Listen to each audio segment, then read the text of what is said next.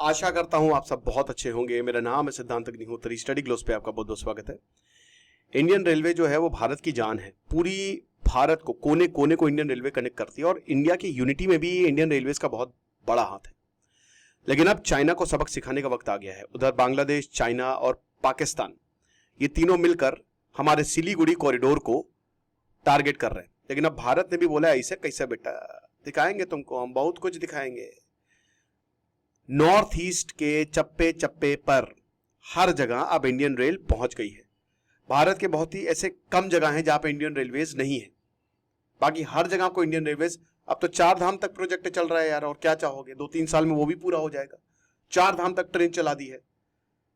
तो सरायघाट ब्रिज जो कि 1962 पीएम जवाहरलाल नेहरू ने इसको इनॉग्रेट किया था।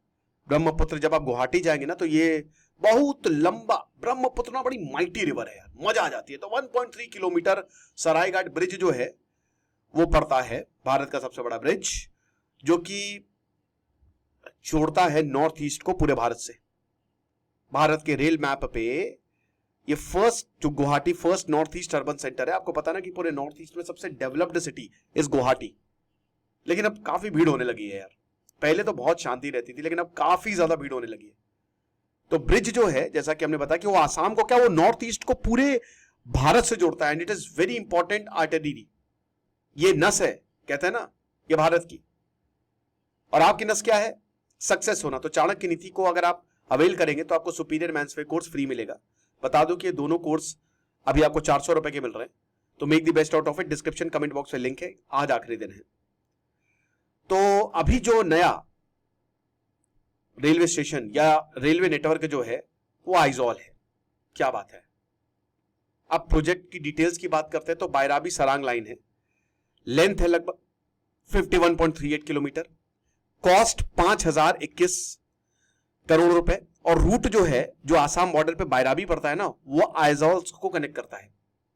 आइजॉल से 20 किलोमीटर सरांग पड़ता है। तो अब आप ट्रेन से मिजोरम भी जा सकते हो, कोई दिक्कत नहीं है। इस तरीके का कुछ। और आपको पता है कि चाहे रेलवे स्टेशन हो चाहे ब्रिजेस हो, आपको ऐसी चित्रकारी जो है, कल्चरल हेरिटेज जो है वो देखने को मिलेगी नॉर्थ ईस्ट की।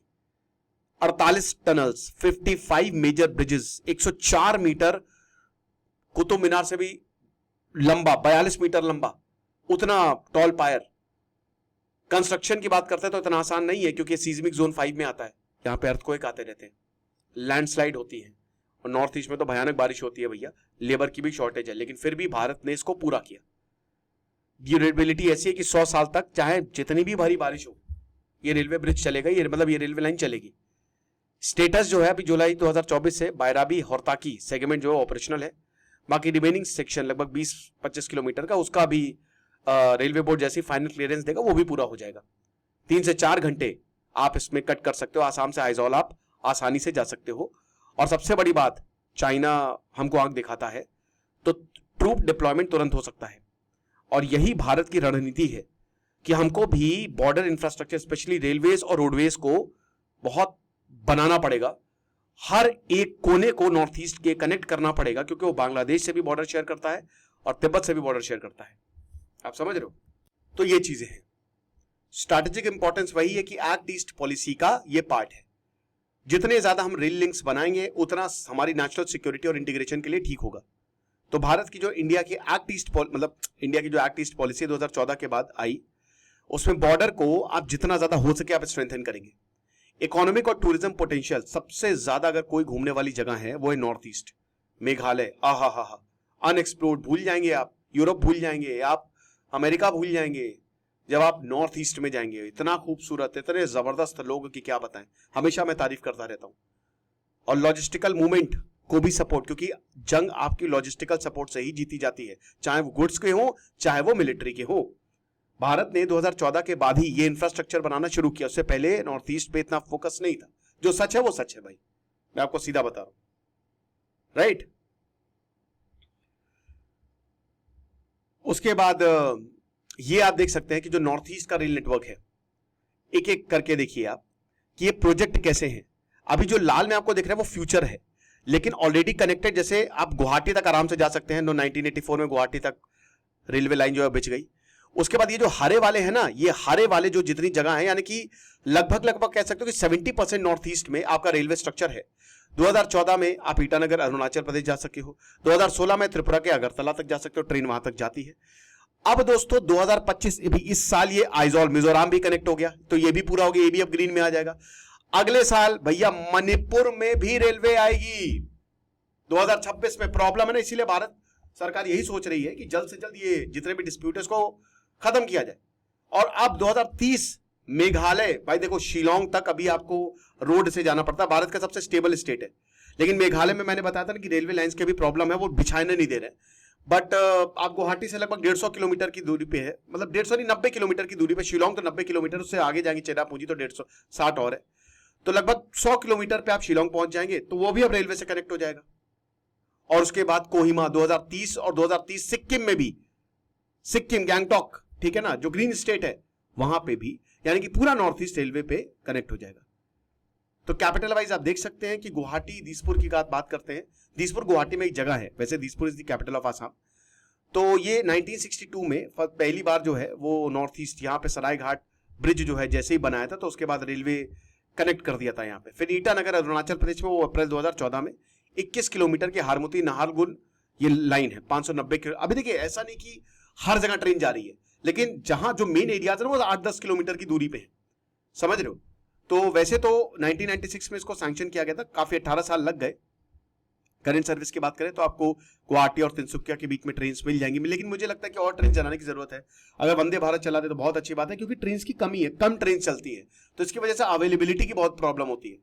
और नॉर्थ ईस्ट में अच्छे खासे लोग हैं, 4.5 करोड़ की पॉपुलेशन है पूरे नॉर्थ ईस्ट में, तो आपको उस हिसाब से ट्रेन, हालांकि ज्यादा नहीं है, भारत का लगभग 3.5% है, बट फिर भी आपको ट्रेन सर्विसेज देनी पड़ेंगी, ज्यादा ट्रेन चलाइए ताकि लोग भी वहां पे जा सके, लोग नॉर्थ ईस्ट को एक्सप्लोर कर सके। जब तक आप पूरे भारत से नहीं जोड़ेंगे, जैसे कश्मीर अब कनेक्ट हो गया है और अब कश्मीर में आना जाना शुरू हो गया ना, कल्चरल एक्सचेंजेस होते हैं, बहुत अच्छा लगता है, आप अलग अलग कल्चर देखते हैं, लोगों से मिलते हैं। भाई कॉमन बात यह है कि हम सब भारतीय हैं और हमको गर्व है भारतीय होने पर।